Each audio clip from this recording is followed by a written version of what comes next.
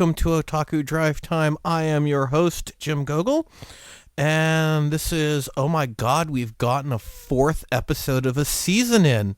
This is kind of amazing. We haven't really gotten beyond a second episode or a third episode in 2 seasons, so wow, this is kind of impressive.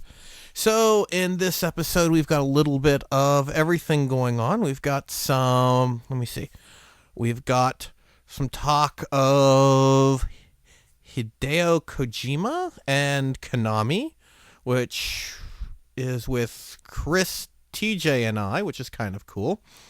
Then we've got a little talk on Wakfu, a French interpretation or a French animated show done in the Japanese style in Flash.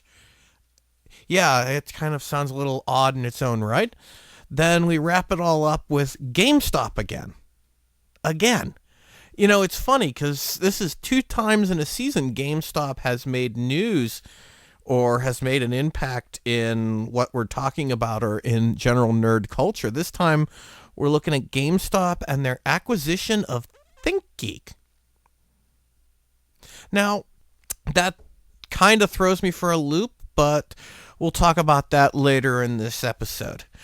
But to start off with, we're going to talk about a little bit of wrestling. Yeah, WWE and NXT. So, for those of you that live in Pittsburgh, NXT was here on the 11th of June, and Jeannie and I were lucky enough to be able to go. This was also the unfortunate day that the American Dream Dusty Rhodes passed away, and wrestling lost a legend, a great booker, a great performer, and for many people in the WWE, WWF, and professional wrestling in general, an incredible mentor. So for them, we send our sympathies out on that. We also, talking about the NXT Live in Pittsburgh, I have to say, it is amazing. I have watched a lot of professional wrestling, and I've watched a lot of house shows over the years. And I have to say, this was an amazing show. If you do get the chance to see NXT live, just go. It's worth every penny that you pay to go see this show. It is very much a show for the smart marks, I think it is commonly talked about. Those are the fans that understand that the results are already decided, but they also look at the underlying, the behind-the-scenes world. So it's a show for them because, well, first, there's not a lot of storyline hype. It's very straightforward. It's guys and girls going out there and doing what they want to do, what they're supposed to do, which is put on a great show of them beating the crap out of each other. So that's that. And for those of you who are familiar with the wrestling world, the main event for this show was Finn Balor, Tyler Breeze, Samoa Joe, and Kevin Owens in a fatal 4-way. It was an amazing main event. I mean, what they did in that event was worth every penny you pay to see. Not only that, but Kevin Owens did John Cena's 5 moves of doom.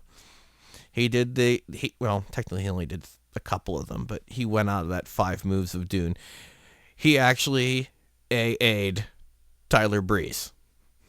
He also did the 5-knuckle shuffle, which was kind of cool. If you're a wrestling fan, you'll know what I'm talking about. If not, you can just kind of tune me out. Now, a lot of people are talking about the women's division. The women's division in NXT is truly one of the high points of of their entire show. Yeah, women's wrestling. It has actually the kind of following that Glow did back in the 80s. If you don't know what Glow is, go look it up. It's short for Gorgeous Ladies of Wrestling. There's a great documentary about them on Netflix. So, but that's neither here nor there. The women's division is amazing. It puts everything that is in WWE main roster. Main roster is the stuff you see on Raw, SmackDown, and WWE pay-per-views. These are actual really good matches. The high point match of the women's division for this live event was a wrestler by the name of Sasha Banks, who's the current women's champion. Not Diva, may I say. They call it a Divas match, but it is for the women's championship, which is nice because I really hate the term diva. So we had that. It was Sasha Banks versus a wrestler by the name of Becky Lynch. I have to say that when their match was over, the audience of Stage AE, it was a small venue in Pittsburgh, gave them both a standing ovation. That has to say a lot about their quality if they're getting standing ovations for a level of a house show match. For those of you unfamiliar, house show is a wrestling term used to describe a show that is not recorded for television. Basically, these are the shows that nothing really important happens at. They're just there to entertain the crowd and show them what's going on so they can actually see their favorite performers in person. But yeah, women's division gets a standing ovation. That says a lot. So, an interesting side story about all of this. So we're in line to go into Stage A. It's Jeannie and I and a group of guys. We're all standing, and a group of guys are all standing around together. We're all talking about wanting to go see Samoa Joe and Kevin Owens and, these big, burly, brutally manly men. And the women are in line. And they come down the line and pull all the women out and say, you've got a separate line to go in, and all the women are gone. The instant the women are gone from the line, all of these burly, brutally, and we're talking, these are big guys, stop talking about Kevin Owens and Finn Balor and all of that. And they start talking about, I want to get a Bayley shirt. I want to get a Charlotte shirt, Charlotte Flair. I want to get, I can't wait to see Sasha Banks and Becky Lynch. I hope they go against each other. And they were talking, instead of talking about all the manly matches, they were talking about the women's division. And when you think about it, that says a hell of a lot. If you got burly, brutally men talking about the women's division and wanting to buy the women's division merchandise, the instant all the girlfriends' wives are out of line and they can't see the guys, they're talking about the girls, which was kind of cool.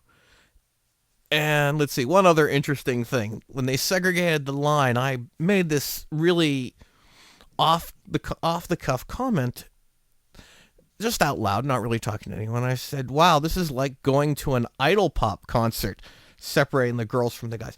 And this guy in front of me wearing a Bullet Club, which is a faction in New Japan Pro Wrestling, just started laughing and went, yeah.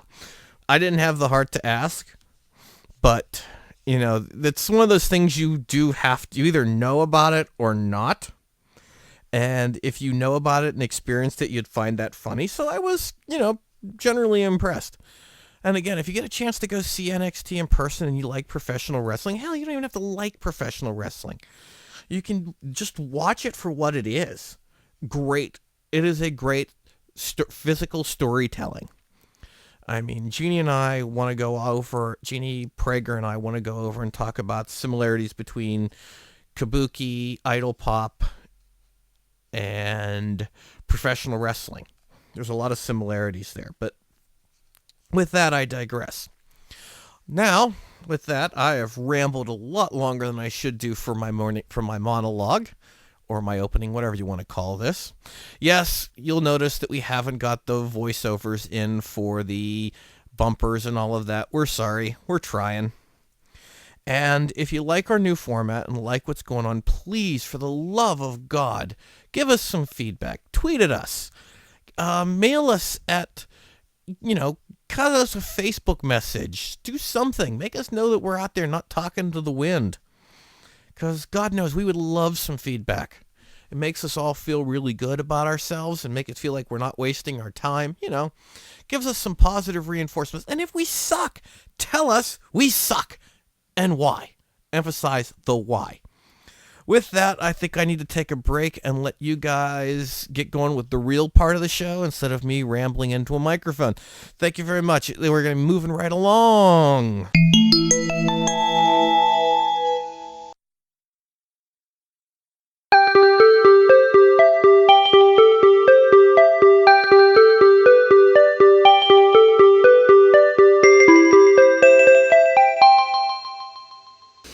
And we're back, and we are joined by TJ Condon, Z, and Eric Murray, who is his first time in a long time on the show. Yes, it has been. Bonjour, Eric. So with this, we have come So today you guys are here to talk French to me. Ooh la la. As best I can. Ni hao. Wait, no. Still the wrong language. That's entirely wrong. Okay. Yes. Right. So speak some French to me. Tell me some French. Wakfu. There. God bless I've you. used pretty much all of it that I can. God bless you. Thank you. So you're here to talk about Wakfu. What is Wakfu? We're gonna talk about Wakfu. Wakfu is France deciding, we can make one of these anime things. And lo, they did it. Based it off of an MMO, kind of. Well, they based it off of an MMO that was based off of an MMO. It's a sequel MMO. The original one, Dofus, was, 2003-ish? Something along those lines. Yeah, early 2000s. Didn't get a whole lot of traction, but I believe Square Enix has localized Wakfu for American audiences. If they did, they did a really rough job on it. They were publishing it, quote unquote, publishing maybe it not for a localizing, little while, yeah. But it's dried up, I think. But anyway, the state of the game has nothing to do with the quality of the anime, which is fantastic. Despite being entirely in Flash, or majority in Flash. I think, definitely most of it was done in Flash. Flash? I read. Flash. Yes. And they were pulling off stuff that looked really, really good. It's definitely a testament to the character designs and the fluidity of the in-betweeners as well. Oh, wait, no, Flash is the in-betweener. Okay, well, whatever. Anyway, bottom line is it looks really good, a lot better than Foster's Home for Imaginary Friends. That's not hard. Yeah. It certainly shows how well you can get a running start if you just have really good characters and an impassioned group of voice actors and let them carry a good chunk of it. Oh, so the quality of the voice acting makes up for the Flash animation, you're saying? I'm saying there wasn't much that they had to make up for. Visually, it's a tremendous show.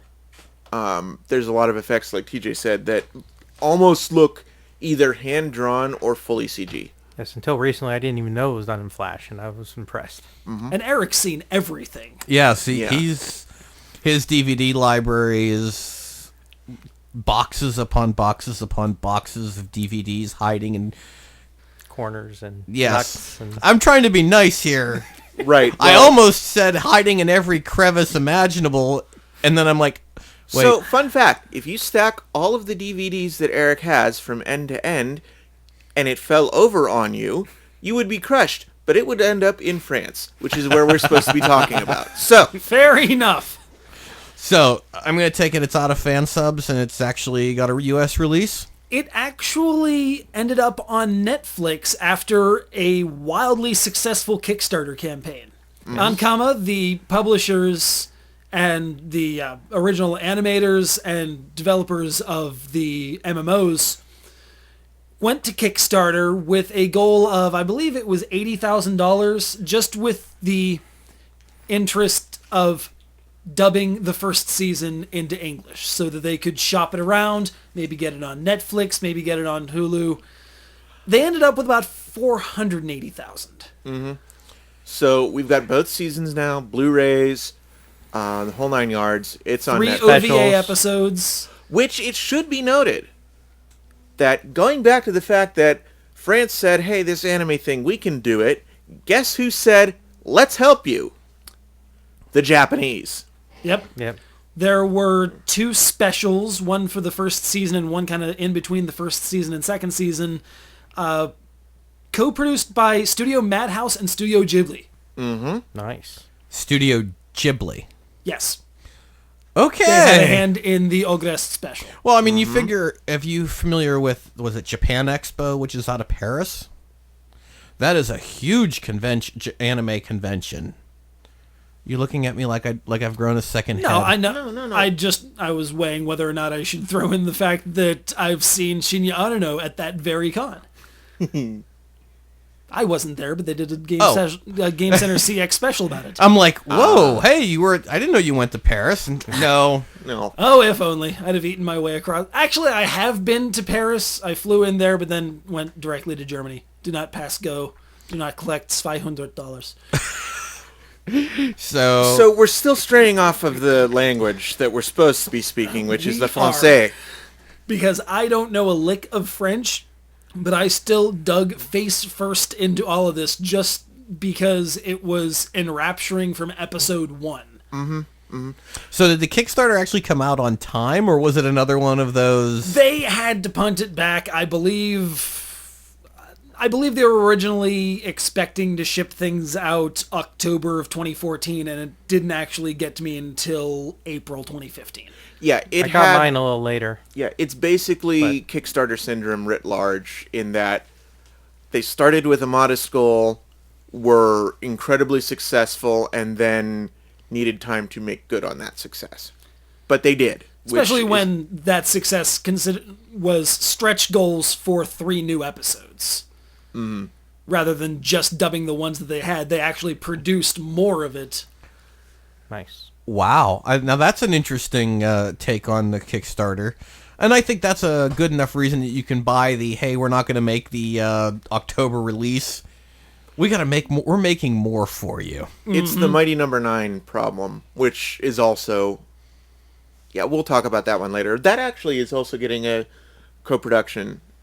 Who's co-producing that? Is that a French studio again, or... I have no idea what you're on about. Well, no. Anyway, never mind. So give me some information about the plot of this, because we've haven't actually talked about that. We've dodged about everything else. We've dodged the plot issue quite a number of times. Hit me with your best shot. Fire away. Okay, so a kid with mysterious origins and powers heretofore unseen in the world, he's basically a walking portal gun, ends up joining forces with an old guy, a dim-witted knight, a princess of the druid people, and her bodyguard. A rather level-headed archer. Pretty much the brains of the entire operation, truth be told. Yeah. A portal gun guy? Yes. A portal gun. Yeah. You can make a portal, Speedy hop thing through it, goes and in. end up in the other portal. Yeah. Speedy thing goes in, speedy thing comes out. You're also forgetting the talking sword that Captain Dimwit Oh, carries. yeah. Yes. Robodex? Rubilax. Rubilax. That's it. Demonic talking sword. Yes. With a penchant for possessing said dim-witted knight and causing all sorts of trouble. Not like he doesn't cause enough by himself. Well, yeah. Anyway, they go on this grand adventure to find out where the portal kid came from, trying to figure out how to save the world from a time-obsessed... Nox. A armored mummy time mage. Pretty much. It was a pretty cool idea for a main villain, and by the end of the series, you realize that he's one of the better villains of... Yeah.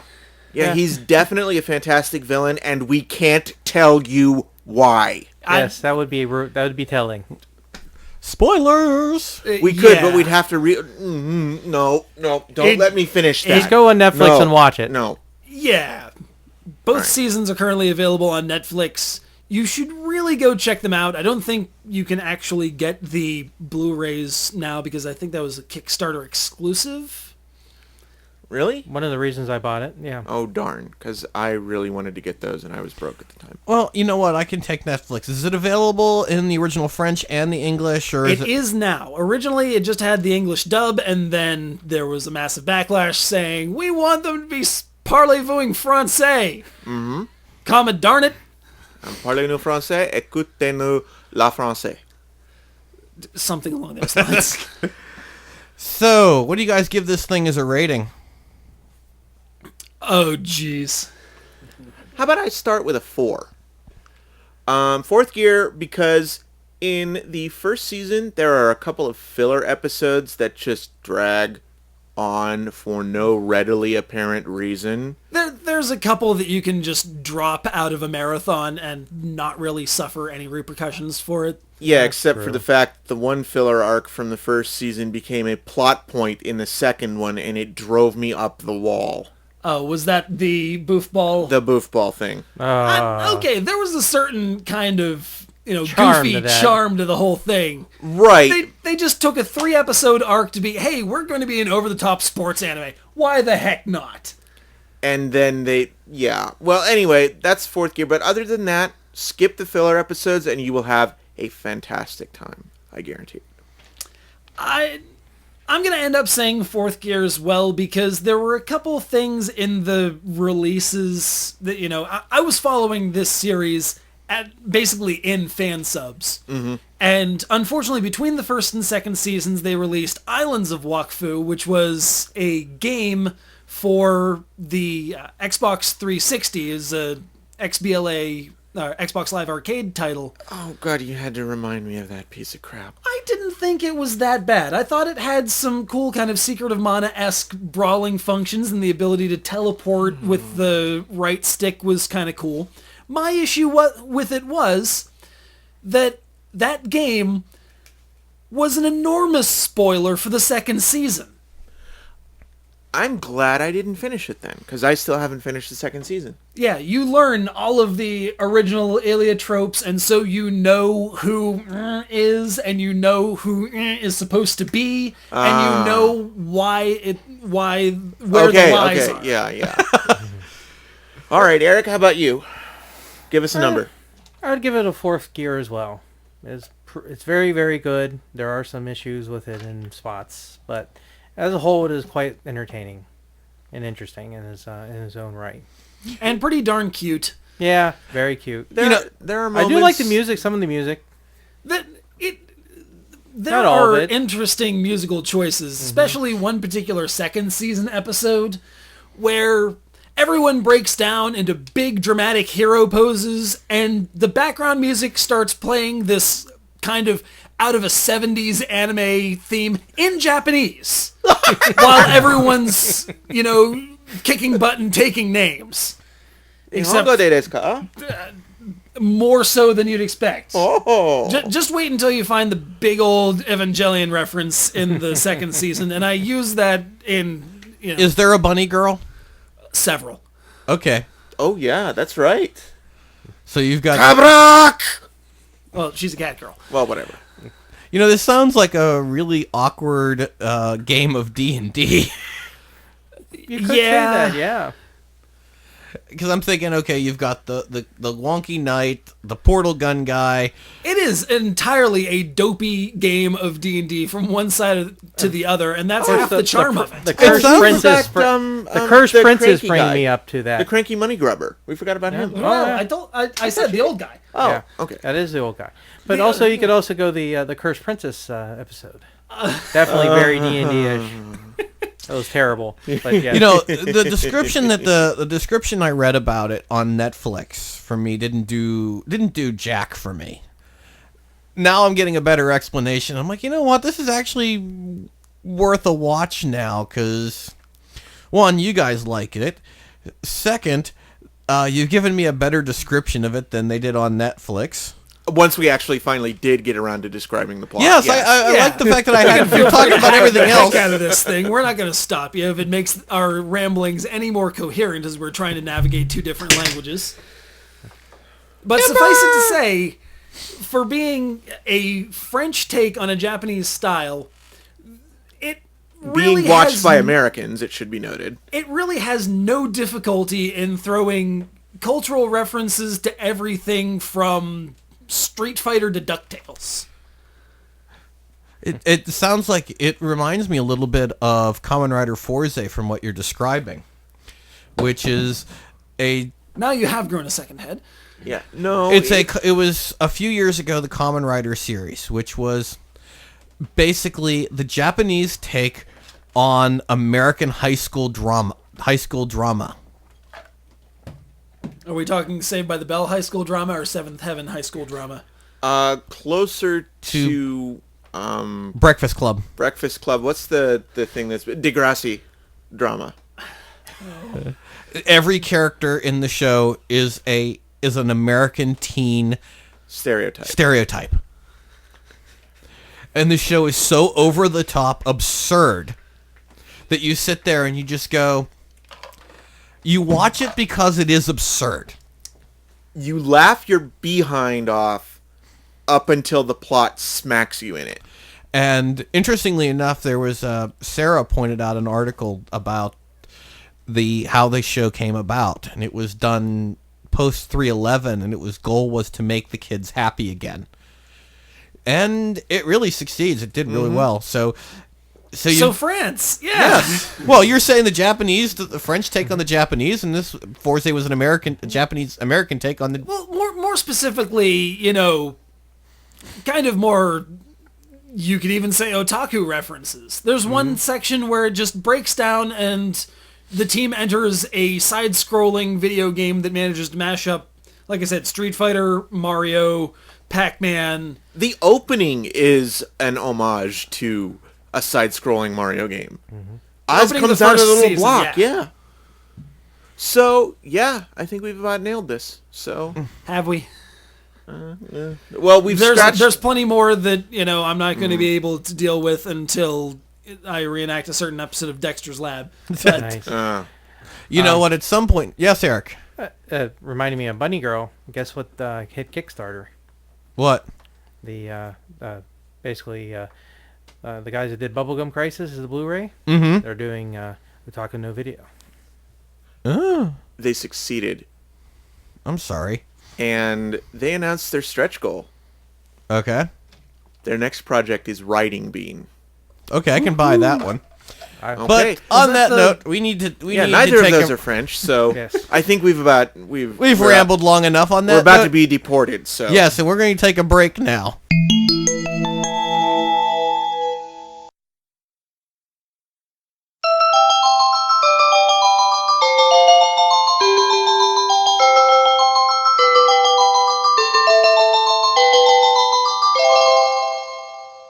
And let's see, we got some interesting discussion coming up with Chris and Z. Hi, Chris. Hi, Z. Hi, Z. Hi, Chris. Hi, Chris. Hi, Z. I, Z. You ever? You, Chris.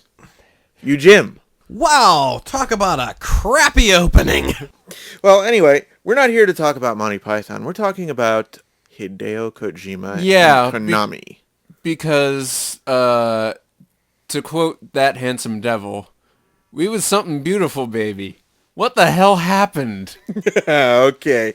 Well, the whole thing started about, I want to say 4 to 6 weeks ago, when Konami announced that the Silent Hills playable trailer demo would be removed from the Xbox Live Marketplace and never again available.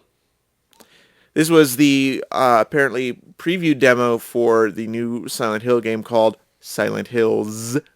You wouldn't catch a Z anywhere near Silent Hill because, quite frankly, it scares the hell out of me. But Have you been to old mining towns in Pennsylvania?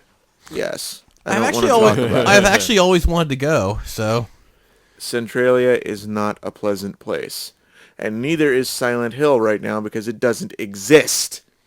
The game was removed. why? See, that's the funny thing. Nobody knows. Why? Because Konami didn't say anything. Aren't they bankrupt? They're damn close. They are damn close. What happened is, I'm looking here on the E3 site, and for 2015, the only game that they are showing at that show is the second half of Metal Gear Solid 5, The Phantom Pain, which, it should also be noted, no longer has the Kojima Productions logo on it. It's straight up Konami.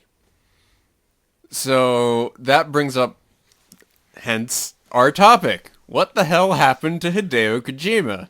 And will Guillermo del Toro ever recover? Yeah, Kojima and Del Toro were working together on a Silent Hill film project, I believe, right? Something like that. I knew Del Toro was somehow related, somehow integrated into the Silent Hills project. But apparently Del Toro also worked on a game project before this, and it also went down the tubes, so that sucks. This is the Del Toro that did Oh, yes. Pacific Rim. Yeah. Pacific Rim, Pan's Labyrinth, all that other fun stuff. Pan's Labyrinth is not a fun movie. That really all depends on your perspective. If you like, evacuating your bladder, it's a great movie. If you don't particularly care for being scared out of your mind, stay away. Anyway, moving back to Konami. They've also announced a couple press releases saying that they are shifting their focus on development away from console titles towards more mobile games, and one would presume also their rather profitable slot machine development contingency. And Pachinko. And Pachinko, obviously. I mean, you see the slot machines more in the United States because are there any Pachinko parlors in the United States? No. Yeah, I pretty didn't sure- think so. I'm pretty sure those would be classified as illegal. Yeah, well, it would 'Cause be...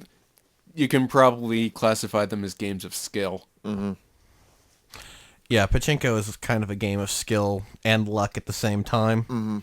But the Konami's slot machines are very prevalent. And some of my favorite slot machines to play at the casino are Konami games. Any in particular? Oh, I forget the titles of them.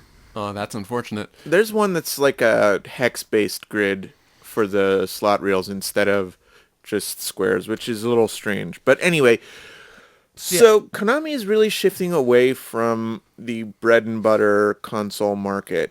And this is not the only company to do so. Sega is also shifting away towards mobile development as well. They're not abandoning it nearly as cleanly as Konami has. They've got a few things up their sleeve for E3. But actually... Well, I mean, I don't blame Konami for ditching the... Oh, I stand corrected. Sega doesn't have a booth at E3 this year. Yeah, I was going to say, they were in the process of a complete rebrand. A restructuring, and they've also been pulling titles from the iOS and Google Play stores over the past few weeks, which is a little weird. Hey, That is kind of odd. Yeah. but I mean, Konami, a lot of their games will port very well. I mean, you figure that they've already got Juke Beat and Reflect Beat already up there on the App Store for Apple. The Phoenix that's Capcom.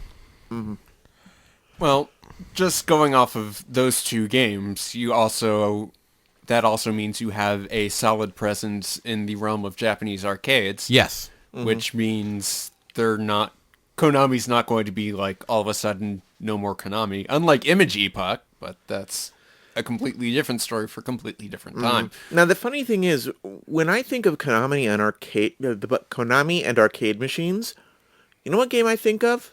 Dance Dance Revolution? Yeah, you know what game I haven't seen in the arcades in a long time? Dance Dance Revolution? Yeah, you know why? Why? Neither do I. Well, when I was last in Japan, they had the newest version. The machines are gorgeous. The new machines. Big plasma screens with detachable tower speakers and LED lights everywhere. They're gorgeous. And there's probably a couple neat Beatmania 2DX cabinets. I remember about 10 years ago when I went to E3, they had the most recent 2DX cabinet on the floor. And that was... My, it was almost like a mini cathedral to the game. It was fantastic. And for TJ, who's lurking in the background, I got to play the newest version of Guitar Freak's Drum Mania. And they added the 5th button. Dun, dun, dun. Not only did they add the 5th button, but they left the traditional Bimani level curve in place. You mean the cliff? Yes. So you've got the extra button. You've got the extra 2 buttons that were, because originally Guitar Freaks was 3 buttons. Mm-hmm. They now have all 5 buttons like Guitar Hero Rock Band, and you've got the difficulty curve That they throw you off of. that's traditional Bimani. Right. So basically, hey, well, you know what? That explains why we don't see them over here. Americans tend to get more frustrated and break things. So...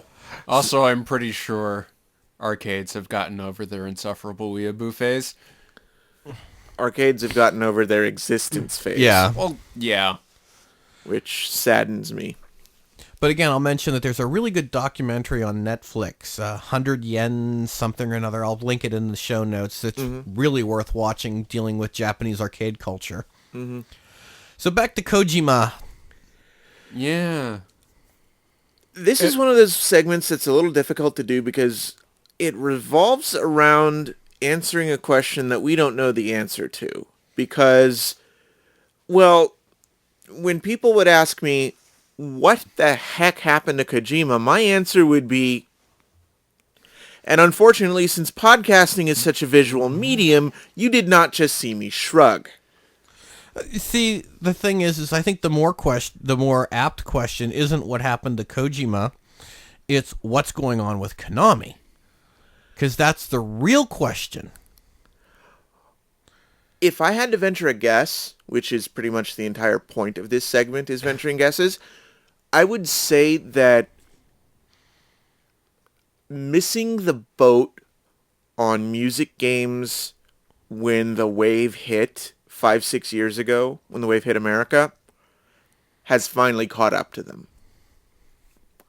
They could have been sitting on a massive reserve of cash. They could have been sitting on a Nintendo-esque reserve of cash if they had just put a little bit of effort into properly releasing and supporting the music games that Rock Band and Guitar Hero had made popular. Well, that's not a possibility. That's not Konami's way. What made Rock Band, Guitar Hero popular and really pushed them over the edge was that they were all licensed tunes performed by the original authors. Although that was not the case originally. That started becoming a thing in 3? Guitar Hero 3? It started happening in 2. Yeah, Guitar Hero 1 and 2 were mostly cover versions. But by the time you got to Rock Band, there was only like 1 or 2 songs the entire purview of the games that were covers. Mm-hmm. By the time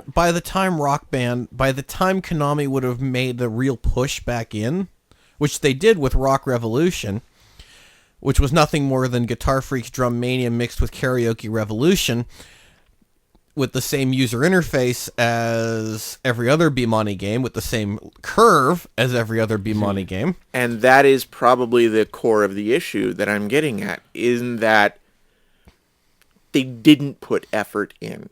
They did not take the time to properly see, these are the things that made DDR popular.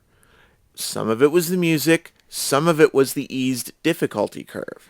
Because DDR has a radically different difficulty curve than the entire rest of Bimani. Well, right? yeah, the thing is that DDR, in my opinion, is the only one that has a slow curve. Mm-hmm. Poppin' has a death curve. Guitar Freak's Drum Mania both have death curves. Beat Mania might as well be popping with a more difficult controller. With a more difficult controller. Now, Reflect Beat is incredibly complicated. Juke Beat is just difficult. All right, but the thing is, Konami didn't really want to sacrifice that difficulty, because then the established fan base would have complained to high heaven. And they did, even with some of the licensed songs that happened when Beat Mania came out for the USPS2. I know Moby's Lift Me Up. I personally liked the song. I thought it wasn't that difficult.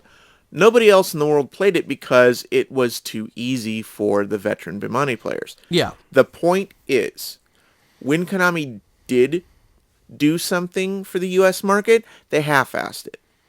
But here's the devil's advocate question. Mm-hmm. What kind of person that you can pluck off of the street is going to play a game where you play around with keyboard, where it's like a keyboard, but not? It's actually a DJ turntable. Who is actually going to play something like a Beatmania that's not already 2 feet waist up to their neck in Konami rhythm games? That is where, yeah, that is a harder sell. But the point is, what killed Guitar Hero and Rock Band for a while was that it was the same game for X number of years.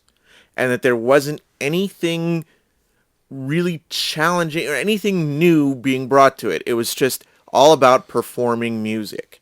There are games out now, I believe Crypt of the Necrodancer is something that was released recently. It might have started life as one of the Xbox Live indie game things, where rather than using the guitar controller to play music, you did it as a controller for defeating zombies.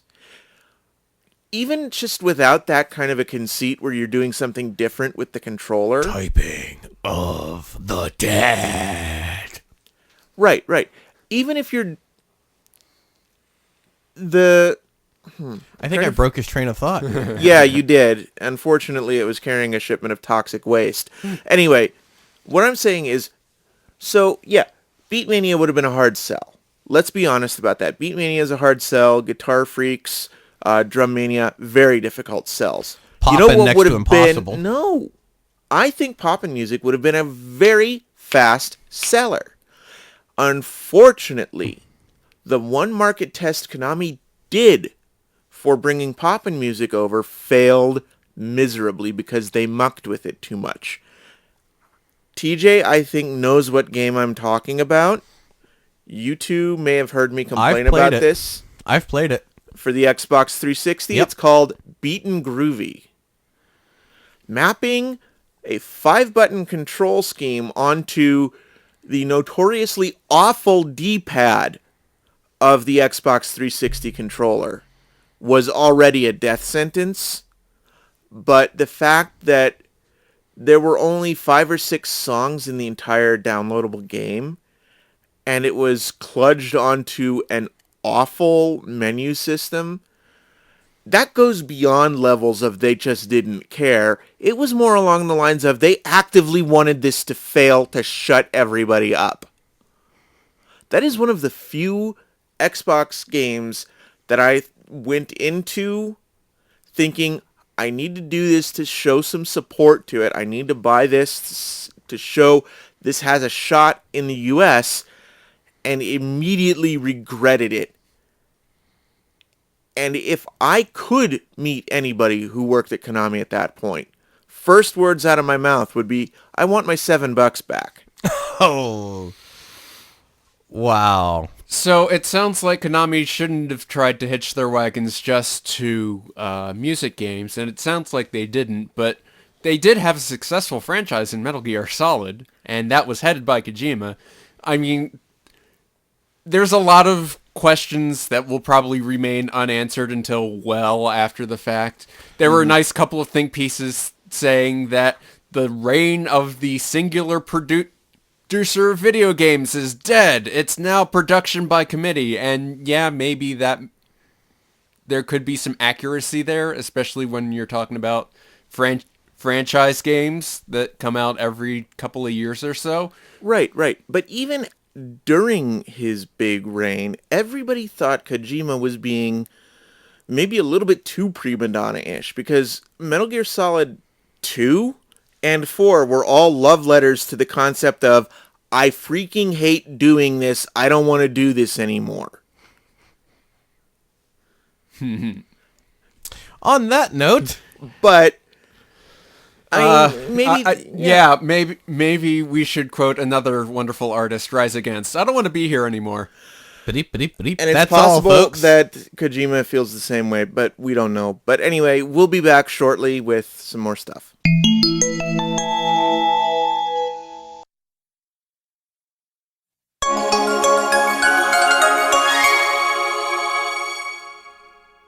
And we're back. It's now Chris and TJ. What am I doing here? I don't know. Do I still have to speak French? No, you can speak English. Oh, thank No. This is wow. You've been on a lot recently, TJ. You've gone from nowhere in obscurity. Now it's like it's TJ. I know. That's what happens when you're It's able this to cross room. It's the river. because I beat Disgaea 3 in this room like years ago. Yes, you did. You beat Disgaea 3. You did Bunny Rabbit fighting game. Battle Fantasia. Yes. You beat that down here. I think that might be the last time I played Battle Fantasia. You exposed all of us to Pokemon Black and White. Yeah. The subtitled version. Yes. That was fun. It actually made Pokemon look good again. It kind of did. And it's still an Ash or Satoshi Ash is still an idiot. Well, Now he just feels like stereotypical shonen hero as opposed to anything else. But anyway, we're not talking about any of that. We're not? No. What are we talking about? we just were. We are going to talk about some recent news. Gamestop, that wonderful store that everybody loves to hate, and which we talked about earlier, I believe, in this season, which is still season 5. Yes, Wasn't that Season about 4, destroying whatever the this is. entire resale video game market? Yes. Figures as much. And now they're going to destroy the entire nerd ephemera collectibles market. They are buying ThinkGeek. On the one hand, I can see where that would rub people the wrong way. On the other hand, I can't think of the last time there was something on ThinkGeek that A, I really wanted, and B, I really could afford. There was that Nerf grenade thing that they made. Okay. It was basically a Nerf thing that when it hit the ground, it shot darts everywhere. It was supposed to be an April Fool's joke, and then they actually made it. Oh, so you mean like the Tauntaun sleeping bag? Yeah, kind of, yeah. They seem to have a habit of doing those. I don't know. I haven't really kept up with ThinkGeek since their main line was like caffeinated soap. You know what? I'm about the same way. I didn't have much, so I'm not a big fan. Well, And I think that might have been 2002. I was still, yeah, it's been a long time since I've paid attention to anything on ThinkGeek, so... I kind of get the feeling that they've kind of been usurped by any of the multitude of video game related t-shirt joints that have popped up all over the internet. Well, Or Hot Topic. Well, funny yeah. thing about that, It's funny you should say. apparently there was a bidding war that broke out between GameStop and Hot Topic over ThinkGeek. And GameStop won out by offering $20 a share as opposed to Hot Topic's $17.50. I'm actually kind of happy that GameStop got them, not Hot Topic. Yeah, because that way, if I have to go to get anything nerdy from the ThinkGeek store, I can actually go into a GameStop and not get assaulted by whatever scent they pump through the air vents. Well, keep in mind that if they're bought by GameStop, that means if you go in for a box of caffeinated chocolates, they're just going to open it, sell it to you used, and mark it up by about $45. Just like they did with Xenoblade Chronicles. As, of course, is tradition. But you know what, though? I don't know if it's a bad thing for GameStop in general. I mean, they're a company that their market is quickly disintegrating with the with the increased use of digital downloads. I mean, it is a big thing that digital downloads in a store that sells physical media. True, but part of me wonders whether or not that sort of backslide of people who would be not partaking of GameStop has sort of ended, because there are sort of, it feels like two stereotypical definitions of gamer. The person who wasn't going to shop at GameStop to begin with, even if they sold like free puppies and kittens, with every purchase. I think that's how cheap you can get a used copy of Nintendogs for, actually. Which I have still yet to play. I have not played Nintendogs. Oof. It's true. I've never played it. I've always been wasn't curious. laughing at you, I was laughing at the superior joke. But the people who would not be purchasing things from GameStop were not going to be purchasing things from GameStop no matter what they did. And then there's everyone else. That includes kids, parents and guardians of kids, people who aren't really that interested in the politics of not shopping at GameStop, or people who still pre-order games. I mean, even more simply put, you've got the bro gamers, you've got the family gamer, and then you've got the nerd social justice elitist gamer. And two of those three are probably not shopping at GameStop. Possibly three of those three are not Shopping at GameStop. I mean, typically I've always seen, the people I've primarily seen at GameStop pre-ordering games is the guy pre-ordering the next Call of Duty, the next Madden, or the next Halo, or whatever other bro game out there. I will say this, I went to GameStop to pre-order a copy of Splatoon, and just kind of found it funny how much the guy behind the counter was struggling to recommend any other game to me. I went in there a little while ago. I think I was picking up like a Wii copy of MLB Power Pros 2008 for reasons completely beyond my ken. And when the guy behind the counter asked me, what kind of games do you like to play? I just said, import. Shut him up, but good. But I mean, GameStop is diversifying. I mean, it kind of makes sense when you think about it for them to. How much of it is diversifying, and how much of it is just having a large selection of Skylanders and Amiibo? Well, ThinkGeek does not add any more Amiibos or Skylanders or Infinity Keep saying figures. Amigo. I'm just waiting for you to bust out the Dreamcast Maraca controllers. Not the Anyway. Macarena. That's entirely different. That was not the Macarena. That was the Three Amigos.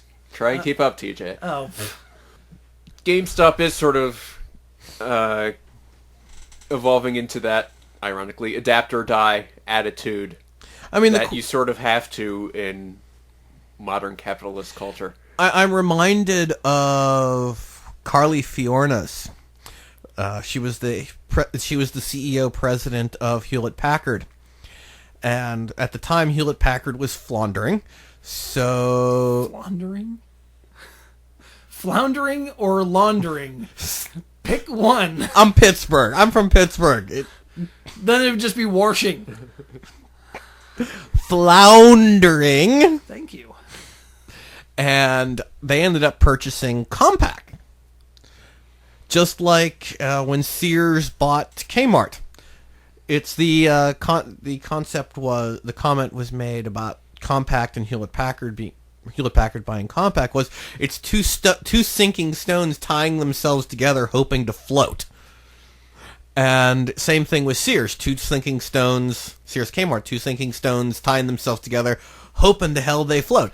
Well, yeah, because you can just bundle both companies up and fire half the staff of one and be able to float. Well, it's interesting. I don't think the analogy fits here because I'm not sure ThinkGeek has a real brick-and-mortar presence. It doesn't, and that's why I don't think it's that apt an analogy. But no, but I mean, I'm talking not brick and mortar per se. I'm talking two companies. I mean, ThinkGeek, as you had said, TJ, you haven't bought anything from ThinkGeek in decades. I don't know. Wouldn't it be better to compare it to like one chain that already has a fairly significant presence, combining itself with another sort of allied kind of market, but allowing them to synergize a little bit better? I think it would be a more apt comparison to liken it to FedEx Kinko's. Okay. I could see that. But as you two are going back and forth and trying to fill the space, I've been thinking because... Oh, God. Yeah. You've I been know thinking? that's dangerous. I thought I smelled But- something burning. Yes, but with GameStop's purchase of ThinkGeek, the common wisdom is that we will now see ThinkGeek products in the Physical in an actual media. store retail space, and it's sort of beneficial because to both sides because GameStop can now take a lateral move in a different direction. ThinkGeek, which may be now sort of overshadowed by like deal of the day sites for T-shirts and like Loot Crate and all that. On other the one stuff. hand, I can kind of appreciate that line of thinking. On the other hand, I'm just glad you managed to say the word common without following it by rider. Oh. Although there is one thing to say, GameStop has been diversifying recently into the collectible figure market over the last couple months. Yeah, I do remember seeing a couple of things that you would have seen at your local Suncoast Motion Picture Company back in the day.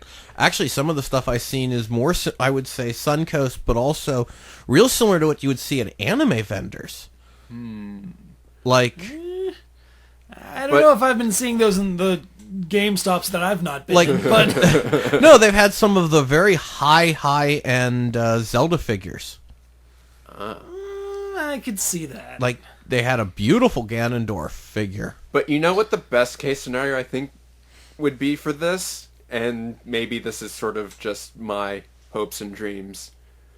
Sort of like a Brookstone, where you have all these interesting gadgets, but possibly at slightly more accessible price points than the bed Brooks- that is super awesome but costs like $1,000. But the other thing is that at that point, when does it become more reasonable for the store, GameStop, to rebrand themselves? Because if they're going to be selling all that stuff, they're deviating pretty far from GameStop. I mean, they're Well, there is this other problem GameStop might have in that it's about as populous as Starbucks. yeah, So How many malls have two of them now? not many. As the leases of the They've just been dropping the old EBs. yeah. I kind of figured that. But didn't GameStop recently, and EB to some extent, also try to branch out into the whole anime DVD market, and that worked about as well for them as you could expect? Yeah, they did do that. They did the DVD market, and it went whoosh. Well, so did the entire market. But Oh, that's true. I mean, but it would not surprise me that much to see GameStop rebranding some of its stores in where it has way too much market presence as sort of a more nerd sundries. I was going to say geek sundries, but that's an entirely different website. because I could see them as Think Geeks. Go to your local Think Geek and pick up your most recent copy of Madden, or Halo, or Call of Duty. Oh yeah. Jim has taken leave of his senses and will now be put down. This has been Otaku Drive Time. Good night.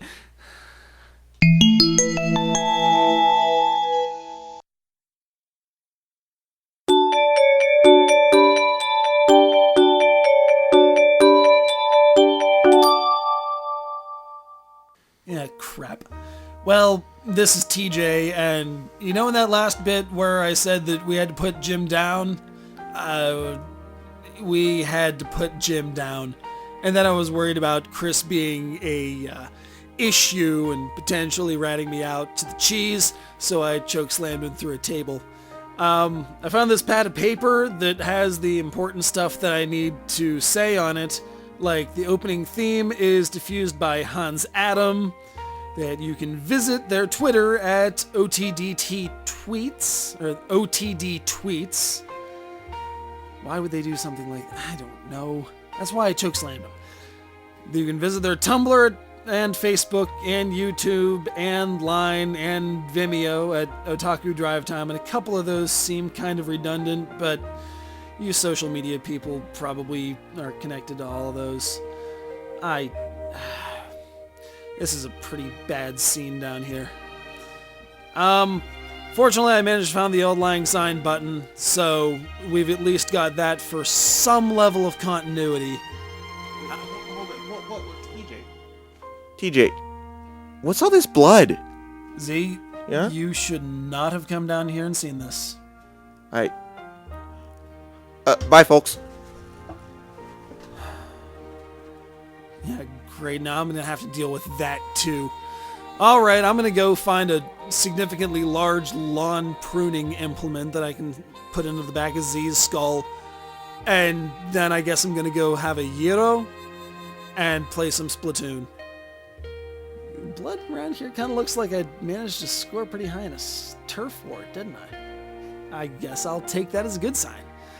All right, from all of us here, those who are left, to all of you out there, have a pleasant night.